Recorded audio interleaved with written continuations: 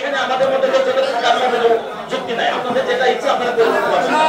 অনেক আশা আকাঙ্ক্ষার একজন প্রতীক আপনি এটাকে সুষ্ঠুভাবে দেখবেন স্যার। এখানে বিএনপির বন্ধুরা আছে, জামাত ইসলামে আছে, বৈষম্যের ছাত্র ভাইয়েরা আছে। আমাদের প্রতি আপনাদের স্যার জাস্টিস করা দরকার, কিন্তু কাজ যত দেখা যাচ্ছে আমরা ইনজাস্টিসের পক্ষে পড়ে যাচ্ছি স্যার। এটা আপনি ন্যায়সঙ্গত একটা জিনিস, আপনার কাছে আমরা দাবি জানাই স্যার।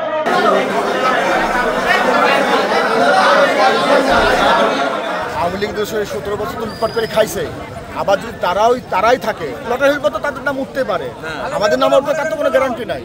তো আমরা চাচ্ছি যে আওয়ামী লীগের দোষরদের বাদ দিয়ে, ঠিক আছে, বিএনপি জামাত বৈষম্য যারা আছে তাদেরকে নিয়ে লটারি করে হচ্ছে, ওপেন লটারি করে হোক, তাতে আমাদের কোনো আপত্তি নেই। আমাদের আওয়ামী লীগের লোকজনের নাম বাদ দিতে। আচ্ছা, এটা প্রত্যাহার না করে তাহলে আপনারা কি করবেন? তারা তাদের মতো করার সমস্যা নেই, আমাদের কোনো ইয়ে নাই। যদি তারা আওয়ামী লীগকে নিয়ে করতে চাইতে কোনো সমস্যা নেই, আমাদের পার্টিসিপেশন থাকবে।